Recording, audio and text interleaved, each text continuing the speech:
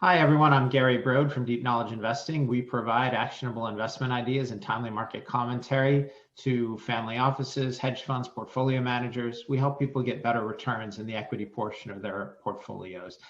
Today, we're here with Joe Jarabek of Jarabek Company. This is part two of a two-part call. Part one is posted to the Deep Knowledge Investing website on the blog. On that call, Joe and I talked about regulation for cryptocurrencies, and we talked about the upcoming proposed infrastructure bill. Today, we're going to be covering the Consumer Financial Protection Bureau and cannabis regulation.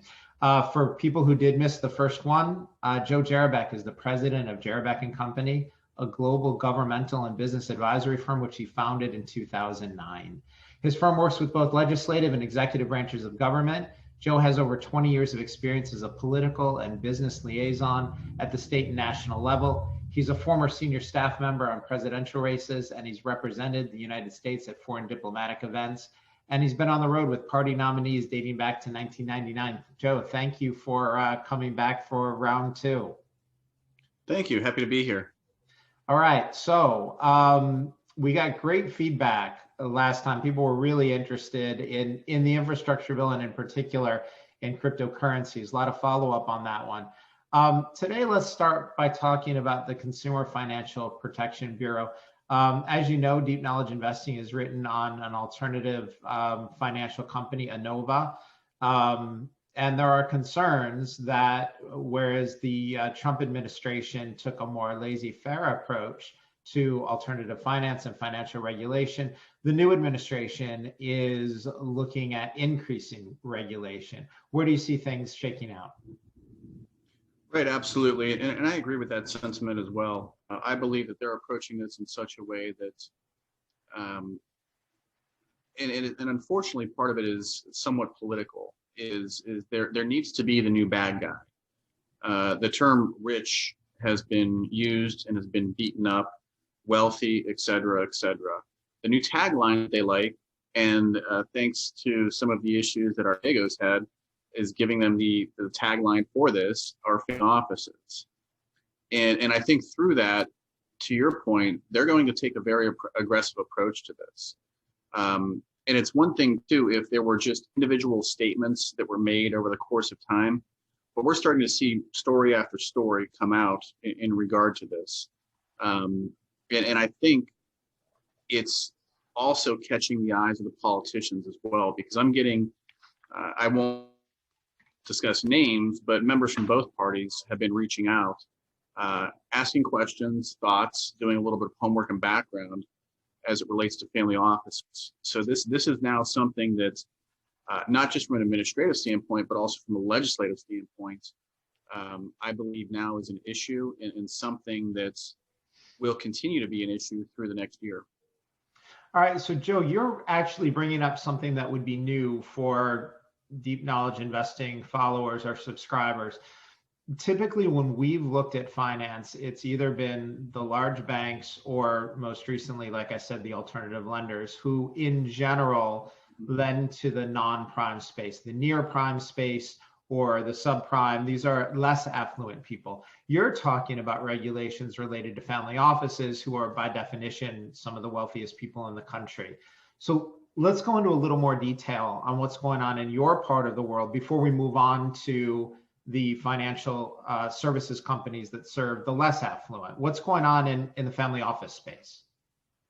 Right, absolutely. And this is something that I think family offices are starting to pay attention to as well. New York Times wrote a story, I believe it was yesterday, on the Archegos and the 20 billion that looks like evaporated through their losses.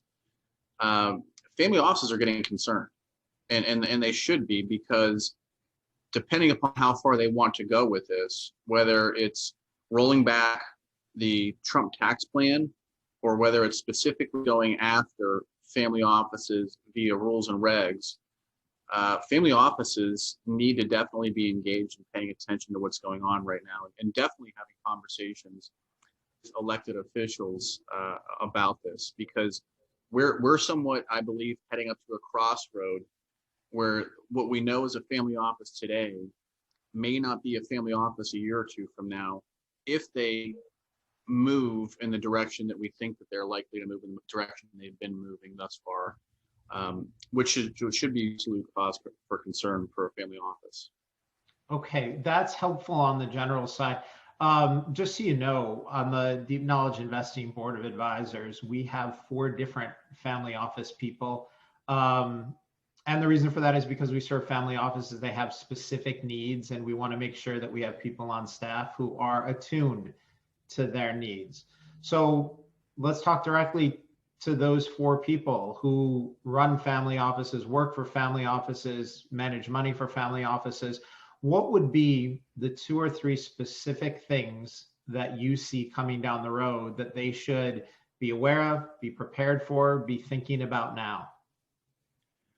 I think the 2 major things that come to mind, and the 2 things that I would find most important, one are any changes to the tax, which is something that I believe is likely coming. Also, they need to be aware of their current apparatus, their filing as a family office, because I could easily see a situation where the administration comes in and via rule basically change the operation of a family office, thus creating a situation where a family office is no longer a family office, and they'll do what they typically do, get creative and restructure. But in order to go through all of that, as we know, there's going to be a bunch of hoops to jump through, et cetera, which is going to be time and money involved.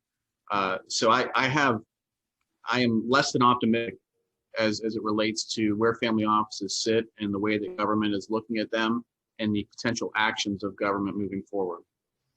So it sounds like that new regulation will be a great benefit to the attorneys and accountants that serve these people as they have to restructure. Can you, and I realize that we're right now talking about legislation that hasn't specifically been proposed, so it's all speculation, but in what ways, what happens if the new administration says, hey, you're not a family office anymore? What kinds of structures will they be keyed on, and what kinds of changes will be necessary? Well, and that's tough because we don't exactly know. I think they know and have an idea as to who the audience is that they would like to change the way that they're doing business or be able to collect more taxes from those individuals. I don't know. I haven't heard a single idea as to what the back end would look like.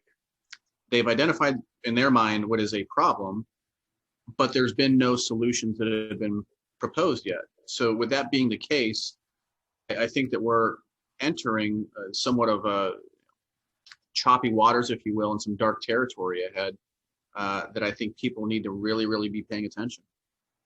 Well, let me ask you, given that these are often people who have very close ties to politicians, to political candidates, to the parties, and that they have the resources, any thoughts that they can basically use those relationships, or just more directly use the fact that they have enormous amounts of financial resources to influence that legislation? Well, I think there's different buckets in regard to that, if you will, because I think there are some individuals that look at it and they're not overly concerned about the amount of money that they're paying in taxes. Don't get me wrong, it is a concern for them, but being to what it's going toward, the cause, if you will, I don't think that it necessarily sleep at night. Other individuals that have a lot more heartburn about it and that do have the ability to have the relationships and those conversations, I would encourage those individuals. I would encourage them to talk to their members of Congress, their House of Representatives, their U.S. Senator, and start having some dialogue and ask them some questions about it to see what kind of feedback they're going to receive and to see if it's lip service or not too. But absolutely, I think that there needs to be some dialogue established. Yeah, we're always skeptical about the people who complain publicly that they don't pay enough in taxes advocate for paying more in taxes, but they don't check that box on their tax return that says, I would like to make a voluntary gift to the federal government. Just a note to everyone who's listening to this, if you feel like you're undertaxed, you have the option to pay more in taxes. There's a box you can check, and you can just write another check. You can write a bigger check. So for the people who want to complain they're not paying enough in taxes, you have options. We'll help you find that box if you want to pay more to the government.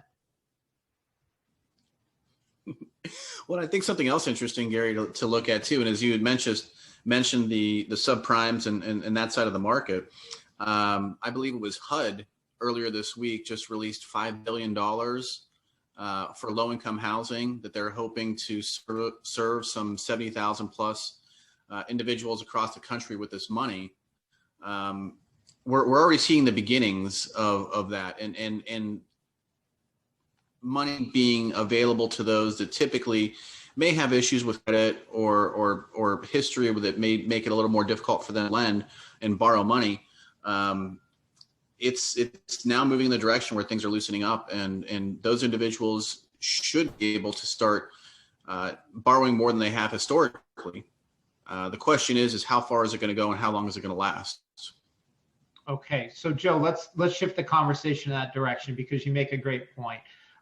Deep Knowledge Investing recently released a report on Innova. They are a near prime and subprime, let's just call them a non-prime lender. Companies like Innova and Curo years ago made payday loans. Those have largely been regulated out of existence, and these companies have shifted from the short-term 2-week payday loans more to a line of credit business.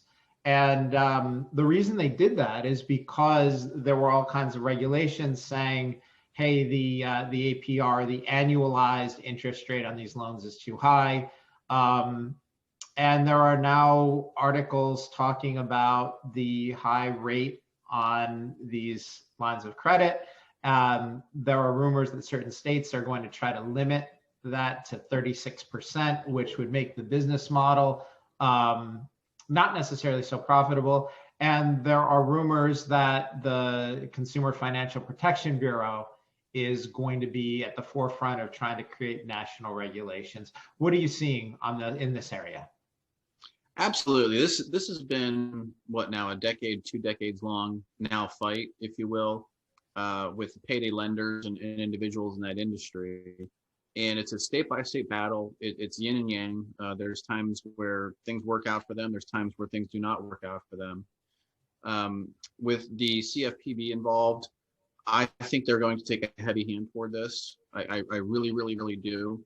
And again, I think this is, and it's coming from the administration. It's a policy goal for them to be able to propose a system that allows more people, in their eyes, the ability to borrow money. And however it takes to get there, I believe that they're going to get there. And I believe that they're very passionate about making that happen. So I agree with you. I'll tell you what our concern is on this. In many ways, it's natural to say, hey, wait a minute, this is predatory lending. They're charging poor people very high fees. And it's natural to want to protect people from those kinds of situations. But here's the part that doesn't make its way into the conversation. Let's imagine for a minute you have somebody with like a 600 FICO score. So they're right around that subprime space. And this is somebody who has a job, they have a bank account, and they're not in a position to pay their rent on time. So they take out a short-term loan or have a line of credit, and their fees on that might be $40. And on a percentage basis, people will say, oh my God, these people are paying, $300 and 300% annualized. And that seems like it's abusive. But in that situation, maybe that person is paying $40, and here's what it prevents them from seeing. They won't be late with their rent. They won't have a $100 charge from their landlord for not paying the rent on time. Foreclosure or eviction proceedings won't be started against them. They won't have a situation where the bank charges them $35 or $50 for an overdraft fee. And so what we've seen in these situations is often when people will try to legislate or regulate with good intention, they end up limiting the options of the people who want access to that financing. And when they don't have those options, instead of the $40 fee, they're going to have a $100 fee from their landlord. There may be legal fees from eviction proceedings, and their bank might charge them $30 to $50. And these people end up worse off. If you're the administration, if you're a regulator, what do you do in that situation? The optics on the way things are right now look terrible, but the optics on regulating that out become worse. Well, I think the answer to that is probably a little shorter and a little less exciting than people would think or want. And I think this is a philosophical difference as to why they're moving in this direction.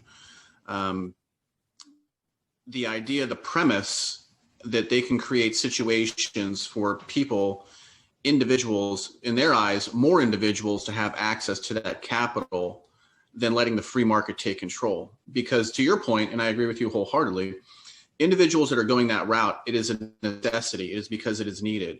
And to your point, you're dead on. They're using that money so that they're not getting 5 other late fees and charges that month from 10 different entities. And that money that, even though they're getting at a high percent, it is expensive money, is still keeping them from being charged 200% beyond that the rest of the month, everything else.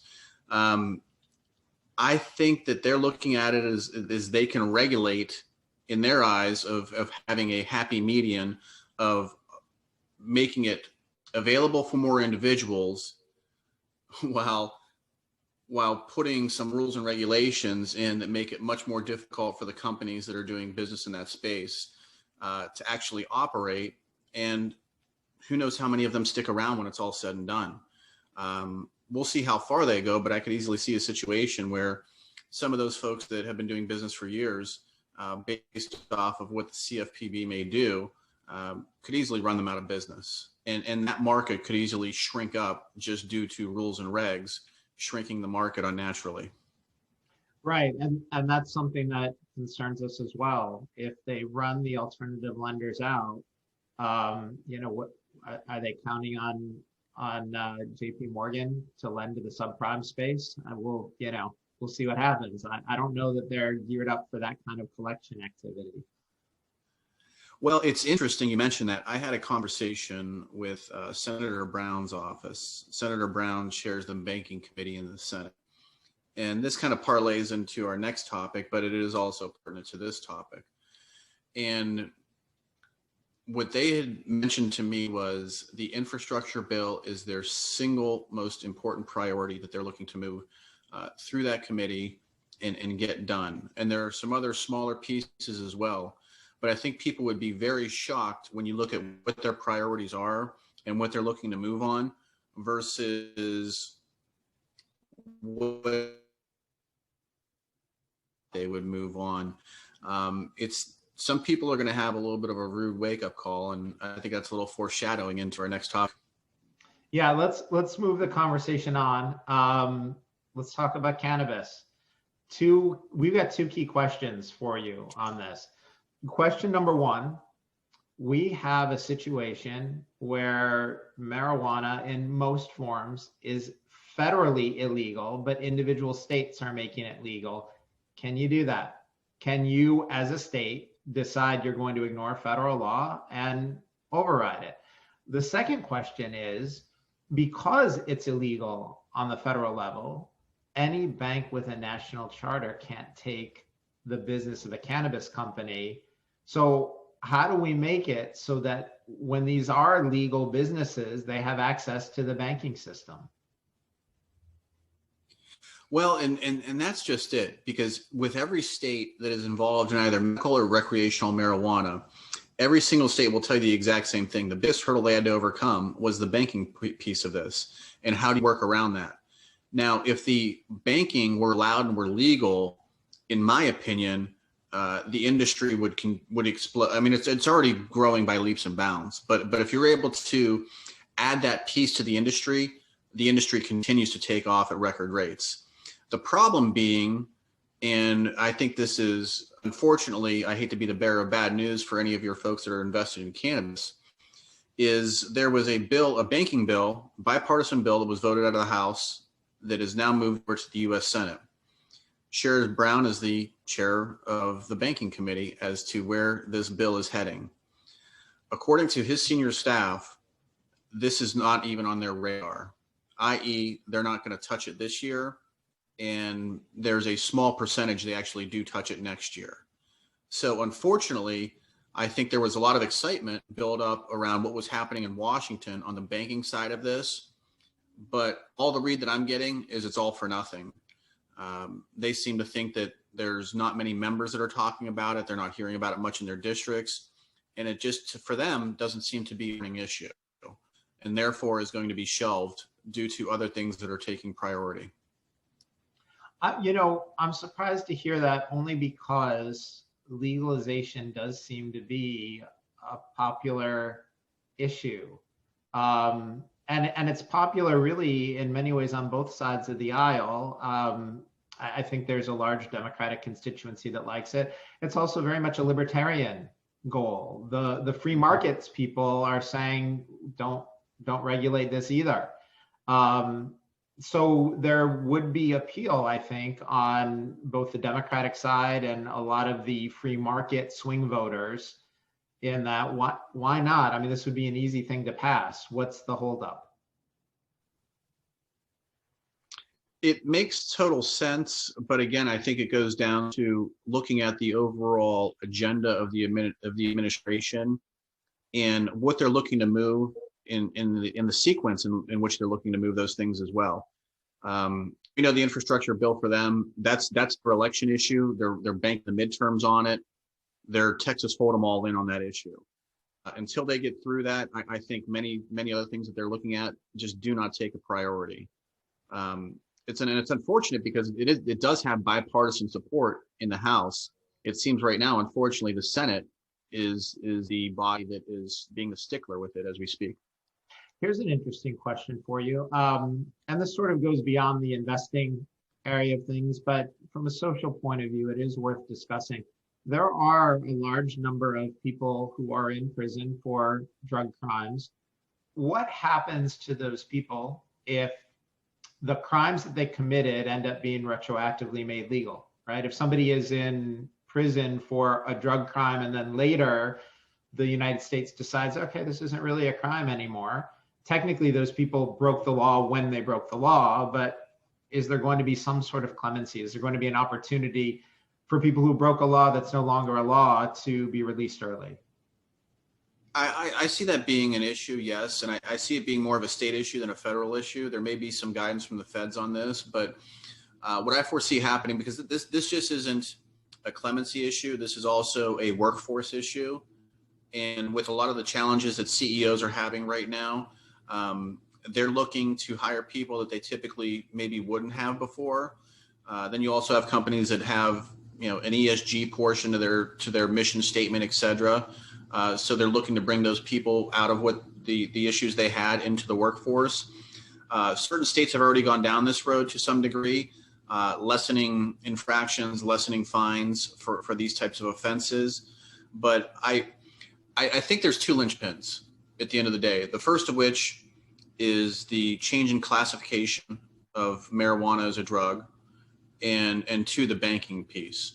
If either one of those two pieces happen, the other one will fall, and either one of those happening will dramatically change the industry and have a very, very positive effect moving forward. Yeah, that has to be right? If you make cannabis legal on the federal level, the impediments to accessing the banking system will disappear overnight. They have to. So, well, and there was just a bill that was introduced from the chair, the Republican co-chair of the Cannabis caucus, to Congressman Dave Joyce to declassify marijuana as a I'd have to go back and look at specifically, but want to say it was declassifying it on the schedule from being a Schedule 1, and I can't remember if it was taking it down to a Schedule 2 or 3. But that legislation has been introduced by a Republican of all people. So imagine for a minute that you're running a cannabis company in, say, Colorado or Oregon, somewhere where it's legal. You're operating legally. What do you do for access to the banking system? Because a lot of your customers are going to pay in cash. You need to have a place to put that cash. You have to be able to write checks. You have to have credit lines. You have to be able to sign. I mean, good luck getting a lease if you can't have a bank account for your business. So how do these people get around that? How do they access the banking system? Well, there is no short answer to that, and there is no secret to success or a silver bullet, and it's going to be a cash business until the feds allow the banking piece of that. What I would say, and what I would do if I were any one of those entities, and I'm not saying this self-promotingly, but up your lobbying budget, because most of the cannabis companies right now, the margins they are taking in, they're doing incredibly well. If they want to see those margins stay the same and increase down the road, I would set aside, whether it's part of your marketing budget, et cetera, but getting some laws to start working the members of Congress and making this more of an issue for them. Because if it's something that's being talked about daily, eventually it'll have to be acted upon. And right now, from what I'm hearing and from what I'm gathering, it's conversations here and there, but it's nothing. There's not a tidal wave of force like there are for other things right now. I think if the cannabis industry were smart, yes, there's trade associations by et cetera, it would get a lot more active with the government, because up until 5-10 years ago, it was this crazy idea of legalization that people thought, would this ever happen? Then you saw medical move in so many different states. The wind is at the cannabis industry's back right now, and it's of my belief that if they were to double down in order to get the government to move faster, I'm not guaranteeing a move this year, but even a move Q1 next year is game changing for that industry. And I think anybody involved in that industry, if they could forecast government changes, federal government changes, Q1 of next year, that's only going to have a positive impact on their bottom line. So to kind of recap what you're saying here, it sounds like unless the industry itself makes some sort of change in its relationship with the government, you don't see this being legislation that gets addressed in this particular Congress. We're out another couple of years at the earliest. I would say we're at least, as things stand right now, at least a year out. And next year is going to be tough because you're looking at the midterm. So as we know, in a midterm cycle, most things of significance typically happen the year before or the year after. So if it doesn't happen this year, it gets more challenging for next year. And then the following year, I think, is when the door may open back up again. So that's if the industry does nothing. Right. That's an interesting analysis, given the fact that this kind of deregulation, this kind of acceptance is becoming more and more popular on both sides of the aisle. You'd almost think it would be the kind of thing that incumbents would want to pass next year and go into re-election saying, hey, we did the thing you wanted us to do. It's not necessarily a partisan issue, but it would be a great incumbent issue. Well, I think if I'm a politician, I look at it two ways. And very simply, you don't have to go as far as saying you want recreational, but even if you legalize medical so that all 50 states have medical or the ability to have it via the banking industry, et cetera, that's a win. And then if I'm the politicians, you got to be thinking these cannabis companies, they're going to write checks to campaigns because they know that they get some friendly politicians that are sympathetic to the issue. And if I'm that politician, if I'm Dave Joyce, I'm one of the smartest members in Congress right now, because I can tell you most people that are in the cannabis business can identify him as being a member of Congress, which most people even identify their own congressman per se. So it's genius politics on his part. Right. That's exactly the point on our end of things. It's very much an incumbent issue, whether you're a Republican, Democrat, an independent. It's the popularity of this makes it a way to retain your incumbency and, as you pointed out, get financing. We're right at half an hour again. Fascinating conversation as usual. Any final thoughts on this? Is there something that we missed that you want to get in a final shot?